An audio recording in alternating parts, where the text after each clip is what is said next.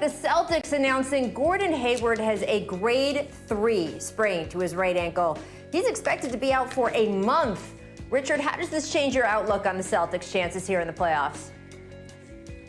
It changed it a lot. I texted him earlier and just texted briefly, just telling him that this team has a real shot to win a championship. So to make sure he takes his time, doesn't try to rush back, because ultimately the Boston Celtics should be worried about the long haul. But this definitely improves Philly's chance of upsetting them. Scotty, what do you think?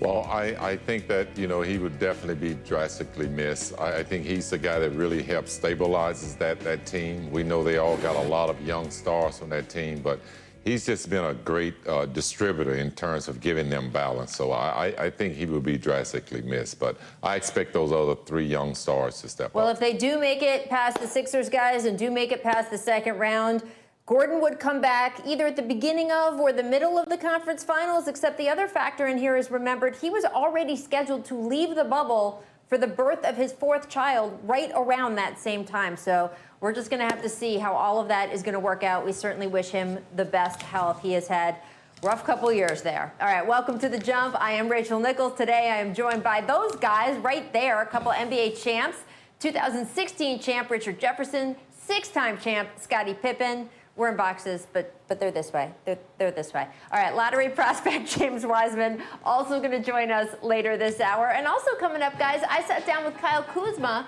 to talk about the challenges facing the Lakers as they begin what they hope tonight is a long playoff run. Everyone says that Kuz is the X factor, so we sat him down to discuss it. Stick around for that. First, though, let's get to the biggest story from last night. Kristaps Porzingis ejected from his first career playoff game last night, received a technical foul in the first half, and then received an additional tech for coming to the aid of Luka Doncic after some little physicality with Marcus Morris in the third quarter. Drew quite the reaction from some big names on Twitter. Mavs legend Dirk Nowitzki wrote, "That ejection is super soft." LeBron James chimed in, "Man, that was bogus as hell, man." And even Super Bowl MVP Pat Mahomes chiming in, "That's trash, man." So, Scotty, did that ejection cost the Mavericks the game, in your opinion? Oh, yes, for sure. I mean, that was the game that the Dallas Mavericks had an opportunity to put a big shift in this series. And I thought Porzingis played great. Being that it was his first playoff game, I thought he really made a stance, made a presence that, he was going to dominate the paint, or at least let them know that he was in the paint. But I thought he played a tremendous game defensively. I felt like that the technical foul that he got in the first half was unwarranted. I felt like the officials was not allowing the players to react. I mean, this is the playoffs, so you're going to see more emotions, more reaction from the players. But I feel like the second technical, again, the officials should have reacted. I felt like Luka Doncic took a lot from that drive going to the basket from Marcus Morris, and the officials let him get a little rough with him, and that's where Porzingis stepped in. But it should have been another teammate step in. For sure, someone should have stepped in. It shouldn't have been Porzingis. Bad mistake on his side, and it cost them the game. No, Scotty, I agree. I think this cost him the game, but a couple of things that we have to pay attention to here. One, when you really break it down, that first fist pump, the play was rescinded. So they actually took away the foul, but the technical stood. And then the next part that is, we talked about the Clippers' physicality. And when we say physicality, that's just not tough defense. That's little bitty extra stuff. That's Patrick Beverley getting under your skin. That's Morris throwing, and not in a malicious way, but just more of like setting a tone. So when the Clippers start to do these things, that's when it becomes like your job as a player to stay locked in mentally. We saw it with Patrick Beverley and Kevin Durant in that first round series last year. So they're going to do these little bitty things that are going to happen all season long. You have to keep yourself, as much as it was soft, as much as it was weak, you also expected this. So Porzingis, unfortunately, this was a bad thing. There was no way for him to kind of really defend his teammate without escalating quote unquote, the situation, but ultimately it cost him the game, and he has to be smarter. He has to understand that that's what the Clippers are going to do to them, and they're going to do it for this entire playoff run. Yeah, and to his credit, Richard, look, that is what he came out and said after the game. He didn't say this is, unfair or screw them. He said, I have to be smarter about that kind of thing. And it is what the Clippers do. Frankly, it should be on the scouting report for the Mavericks. But remember, the Mavericks are a young team without playoff experience. 4 of the 5 guys who started last night for Dallas, that was their first playoff game ever. So some of this, you just got to learn, right? You just got to learn that, especially in the postseason, guys are going to come at you trying to bait you into doing stuff, and you have to not react. I would also say that the environment in Orlando, having watched so many games down there, it is quieter than you might hear on TV, because TV, you have that crowd noise elevated a little bit. So the officials hear almost everything, and that is why I think technicals are up. We might see more of that as we go on. All right, let's run it back to all the instances in which someone 21 or younger scored 40 points in a playoff game. Last night, Luka Doncic scored 42, although he was more focused on his 11 turnovers, which we'll get to shortly. At age 21 in 2006, LeBron James had games of 45 and 41 points just 5 days apart in a first-round series against Gilbert Arenas and the Wizards. Oh, those were the days. You remember these series, Richard? Oh, yeah, the blow in the ear, or to tell him that if he misses these free throws, they're going to lose the game. Yeah, I remember that. Gilbert, do you remember that, Gilbert? I remember it. In 2001, 21-year-old Tracy McGrady. I hope this makes social. That's right. Tracy McGrady, 21, dropping 42 points for the Orlando Magic against the Bucks.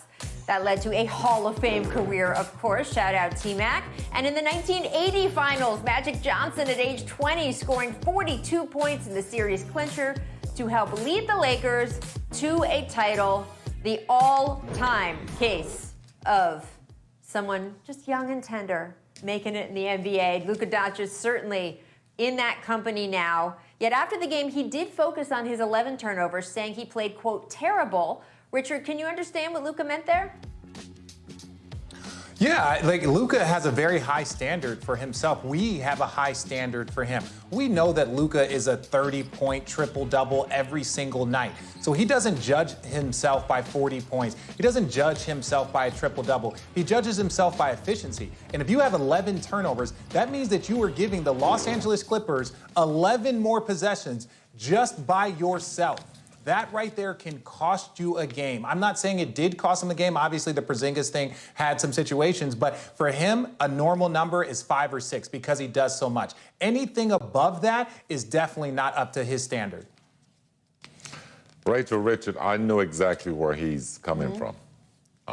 Being a player that has played at that level, had to be a leader for your team. When you have a game, when you have high turnovers, those are your worst games. Those are games that you can criticize yourself. Those are games that your teammates are going to criticize you. But not only the coaching staff are going to criticize you, but beyond that first half, you take away those first 7 turnovers, he had an outstanding game. His leadership, his floor ability to see the floor, to make the right plays. I mean, he was outstanding. His offense was very dominant down in the stretch of the game when Porzingis went out, but I can understand that he is a little bit humiliated because of the turnovers, and he realized, like everyone else in Texas, that they let a game get away. Yeah, absolutely. Look, he kept saying after the game, those 11 turnovers, think about how many points those might have translated into, and that could have been the difference in the final score. And of course, Luka has, played in playoff situations before, his stellar career over in Europe, playoff MVP.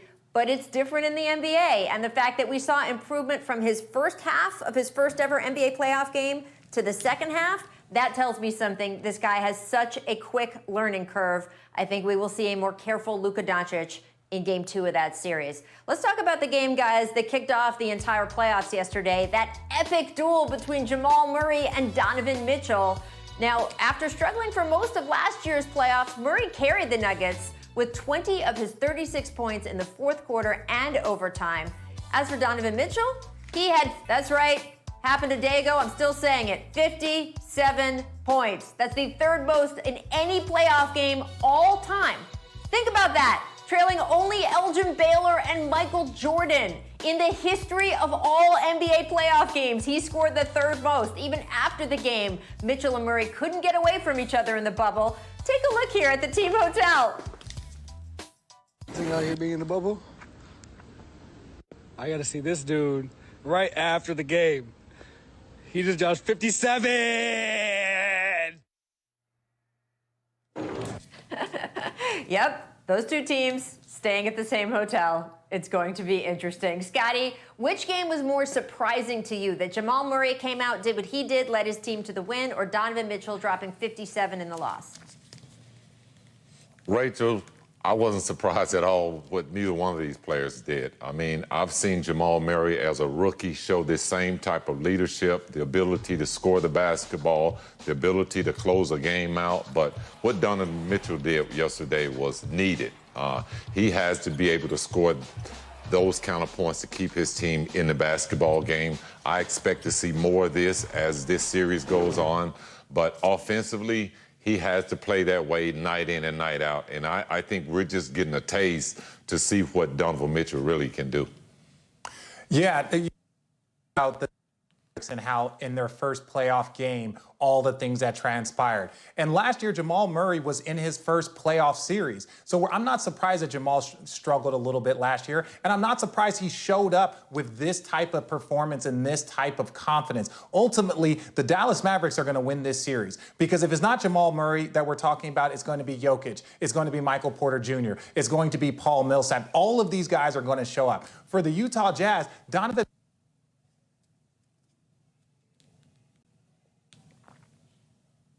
likely lose that game, and it's not even guys. really as close Richard, as it was down the technical stretch. difficulty there. Come back to us, Richard. You'll come back to us after this break. Coming up, we're going to talk about Joel Embiid. He said he needs to do more to carry the Sixers. We never want to see the top of Richard's head like that. That's a little dangerous. We'll see Joel Embiid's head instead. He is trying to do more to carry the Sixers in their series against the... Make, miss. It's a make or miss league, baby. That's it. Let's check out today's Make or Miss, brought to you by Michelob Ultra. Fred VanVleet had a game-high 30 versus the Nets, including this pretty step-back three. Scotty, does VanVleet have a little underrated snatch-back game? I think he's very underrated. You know, last year this kid did a breakout party in the NBA Finals, and I thought we all realized that he's a dangerous shooter from behind the arc. But yesterday he had another breakout party and was well needed for the Toronto Raptors. Well, right now we call him Fred VanVleet. After this offseason, we're going to call him Rich. He's going to be a free agent. People are going to give him a lot of money. All right, Miss Professional Basketball. Just before halftime of the Jazz Nuggets broadcast, Mark Jones referred to this sequence as, quote, LA Fitness at 3 o'clock. Richard, that was the line of the day, but does it actually look like an LA Fitness at 3 o'clock? Because you've been there. That statement ever said by a play-by-play individual. Shout out to Mark Jones with the amazing call. But yes, everyone in America knew exactly what he was talking about. And if you were just kind of glossing over the game, you were like, whoa, these guys are messing up. But then Mark just tied it perfectly with the bow. Fast break basketball, but not pretty. Missed coverage. Kyle Lowry hitting Pascal Siakam with this touchdown pass into double coverage. Nikola Jokic had a similar pass to Jeremy Grant as well. So nothing new from Jokic, Richard, but who would you trust more as a quarterback? Kyle Lowry or Jokic? Ooh. That's like trying to figure out if it's Russell Wilson or Ben Roethlisberger, but I'm going to go with Kyle Lowry. He's just a little tough bulldog. He's from Philly. Like that's I got to go with the tough guy. He's canny, Richard. Kyle Lowry is a canny. Make desperation. Joel Embiid and Jordan Clarkson both bailed out their offense with step-back threes as the shot clock expired. So, Scotty, when you looked at these two clips, which one was more impressive to you? I got to go with Embiid. You know, his looked real nice. For a big guy, you don't get a chance to see that too much. So I'm going to give Embiid. And he had a little style like Jordan-ish. Like. Ooh, now that's some high praise. I like that. I'm with you. Yeah. I know that he's supposed to shoot threes. That's part of his game, but I'm still going with the 4 big guy. It's still impressive. I'm giving it to him. All right, Richard. After the game, Joel Embiid led his team with 26 points, but he was very tough on himself. Take a listen to what he said. I gotta do more. I gotta, I got one job to do, just to carry us. I'm gonna need my teammates to help me, but I gotta do more. I gotta take more shots. I gotta be more aggressive. Defensively, I gotta help my teammates. We all gotta play hard, take care of the ball, and do our job and follow the game plan. All right, so Sixers are now down 1-0 to the Celtics. You heard Embiid Richards say that he wants to do more to carry his team. Is it possible for him at his position to do more to carry Philly over Boston in this series? Yeah, they need him to. Look, you one advantage. And you can make an argument that the Boston Celtics have the second best player in the series, the third best, the fourth best, and the fifth best prior to the Gordon Hayward injury, right? So Tobias Harris is going to give you, good numbers, but the only dominant figure that they have that can dominate a game in a series is Joel Embiid. So he has to put up 40. He has to put up 38s and 15s and 3 or 4 blocks if they want to have a chance in this series.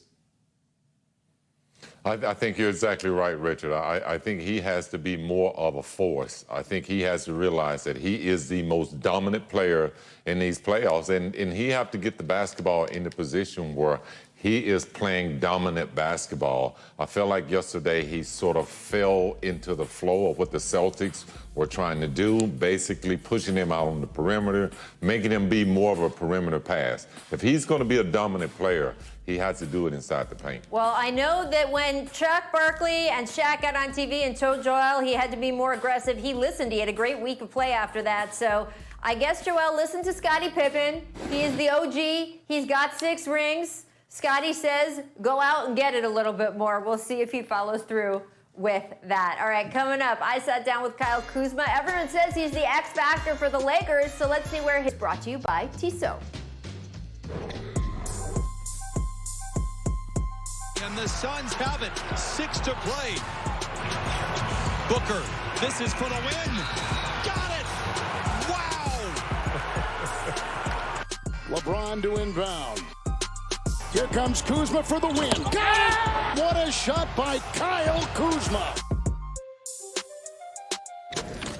All right, welcome back to The Jump. As you just saw, Kyle Kuzma hitting some pretty big shots here in the bubble. We sat down to discuss that game winner against the Nuggets, his confidence entering the playoffs, and the challenges that lie ahead of the Lakers this postseason. Take a look. We know who we are. We know we stack up against the best in the league. Now here comes Kuzma. Up high for Davis. Showtime! Well, it's August, it's not April, but still, the playoffs are finally here. You guys had such a great start in seeding games against the Clippers, but then you ended up going 3-5. What do you think the biggest issue was that it wasn't as smooth as you might have initially hoped? I don't know. We got number 1 seed and kind of just, I'd probably say that. But we know where we want to be at the end of the season, and we also know, the importance of, sense of urgency and having veterans around to really be able to lock in. In certain games, certain stretches over this, we've had, getting back to our good habits. So, that's the biggest thing with us. You personally played extremely well in the seeding games. Both ends of the court, such much consistency, great defensively. How do you feel about yourself, about what you've shown in Orlando? I feel like I'm Kuz.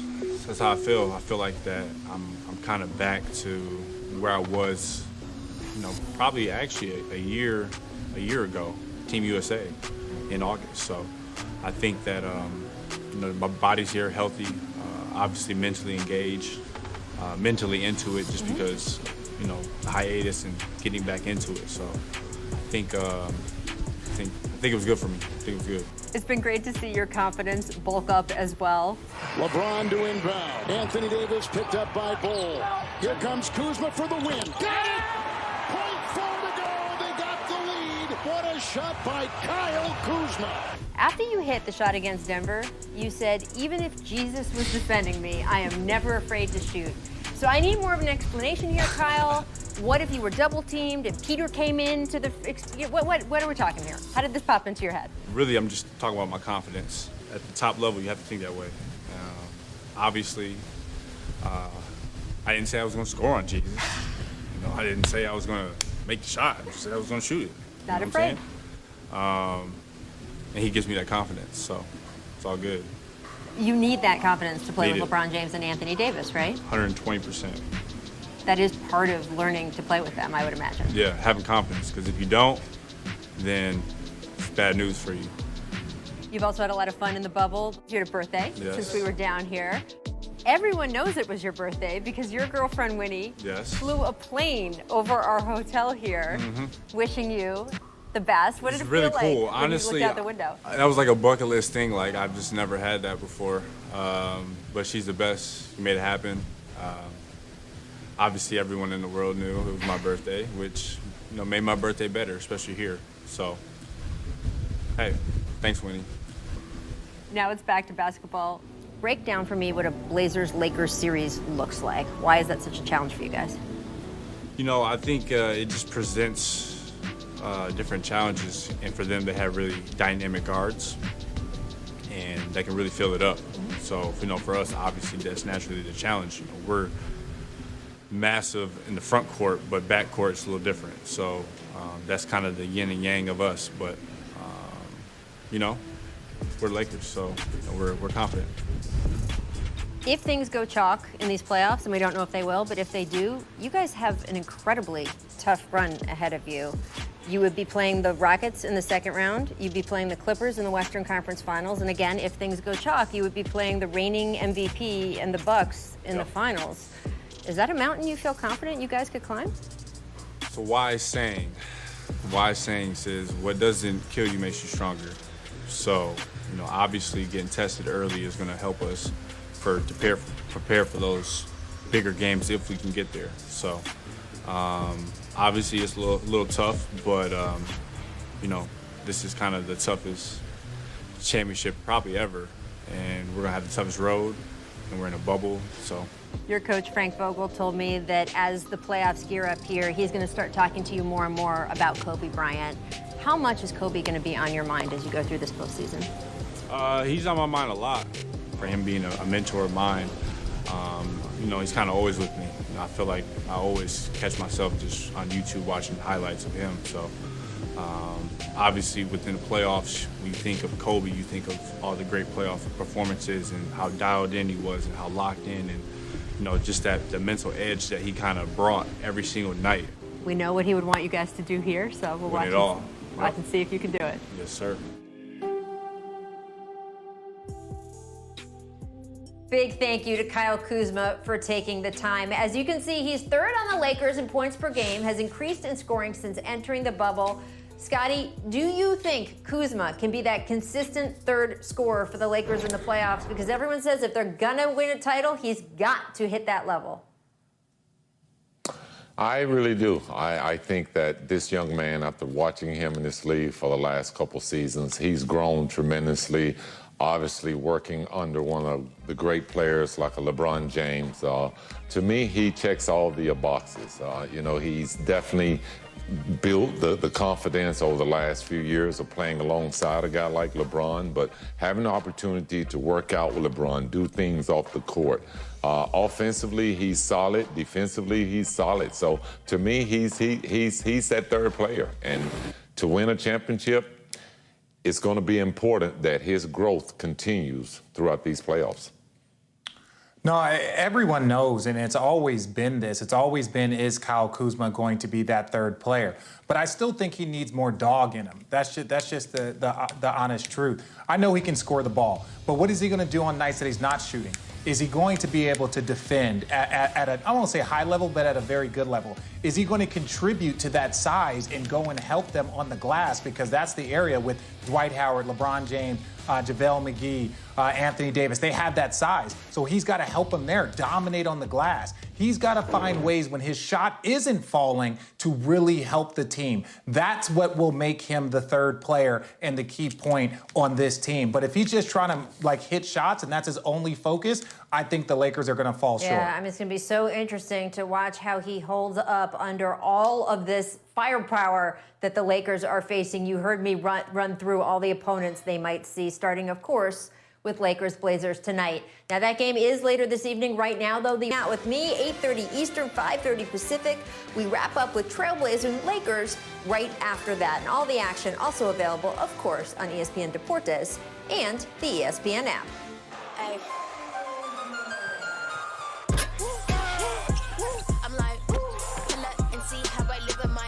You're looking at the #1 player in the country. You never worry about opinions when you know divine. I'm so rooted, so the flow gon' always be divine. Blocked by Wiseman. James Wiseman just manhandling the UIC defender. And guess who? It's Wiseman again. Keep it on 10 and you know we don't lose. You know the vibes every time we come through. Like, ooh. And now it's time for a special NBA draft-related series we're launching today called Making the Jump. You get it? Yeah, okay. And for our first conversation, we welcome in ESPN.com projected top 3 pick, James Wiseman. Welcome, sir. Thank you for joining us. And look, the Warriors are tied with the Cavs and Timberwolves for the best odds to lock up the top pick. Now, I don't even have to ask you this question since I know every draft prospect in history thinks they should go #1 overall. So I'm just going to assume you think that. Instead, I'm going to ask you, how do you think your game would fit in with Steph, Klay, Draymond, and the other Warriors if, in fact, it falls that way? I mean, I feel that's a great fit. I feel like playing with veteran players like that, I can be able to develop my game quickly. But I can also just learn from them because they've been in the league for a couple of years for really a long time. So just me, like, being under their wings, that'd be great.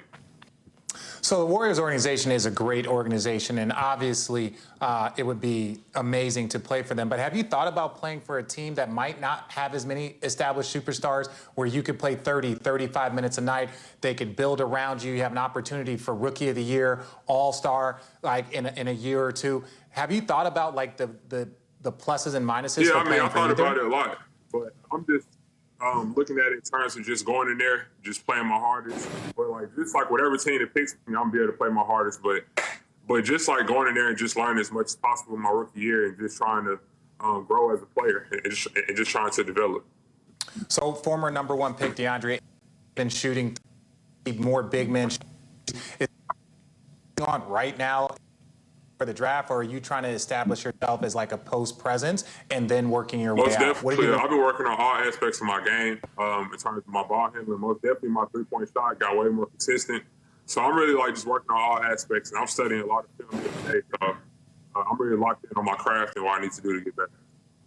Hey, James, Scottie Pippen here. I just got a question I wanted to ask you.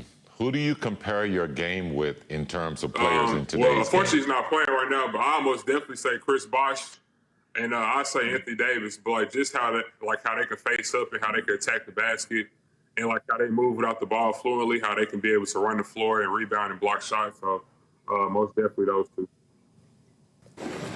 So I got to ask you, how did you feel about playing with a coach like Penny Hardaway, who's, he was a point guard, he played in the NBA. Man, that's my How was guy. that experience? He basically taught me like how to approach the game, how to play inside out, how to be a great teammate, how to play hard on both ends of the floor, mainly defense, and just like how to make my other teammates better. Like while I was at Memphis, I had a great time, and I learned a lot.